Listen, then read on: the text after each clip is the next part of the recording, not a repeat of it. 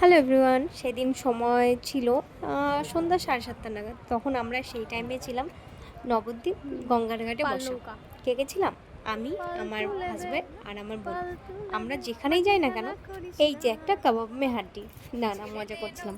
আমরা তিনজনে ঘুরতে খুব ভালোবাসি, যেখানে যাই না কেন আমরা তিনজনে একসাথেই যাই। তো সেদিন গেছিলাম একটু ঘুরতে, একটু টাইম স্পেন্ড করতে, তিনজন একসঙ্গে বাইকে করে গেছিলাম।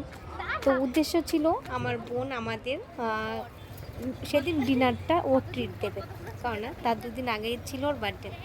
তো সেইভাবে কথা বলতে বলতে আমরা বেরিয়ে পড়লাম একটা রেস্টুরেন্টের উপলক্ষে। রাস্তায় মন্দির দেখলাম, আমরা একটু নমস্কার করলাম, তারপর চলে গেলাম আবার রেস্টুরেন্টের দিকে।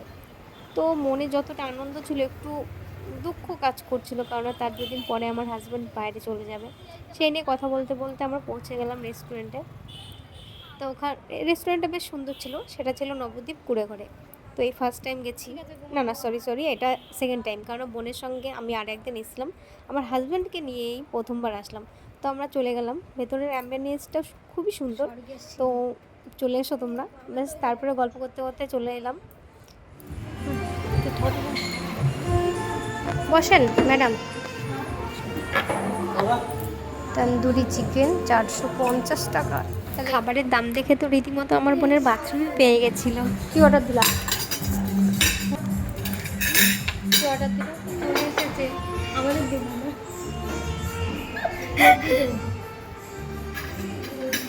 না। আমাদের কি বললো? আমারটা চলে এসেছে বলে সব নিজের প্লেটে জানলো, আমাদের দিল না। দেখ কি অপমান, দেখ থালাগুলো দেখ, প্লেটগুলো কান্না করছে।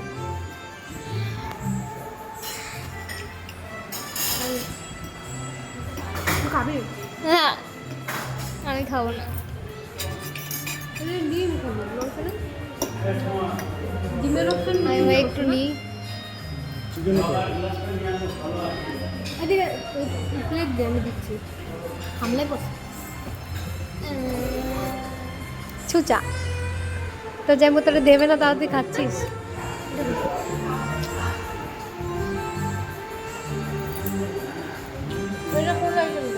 দেখ মুখের মধ্যে এক পাশে লাগানো রয়েছে, চকমক গুলোটাকে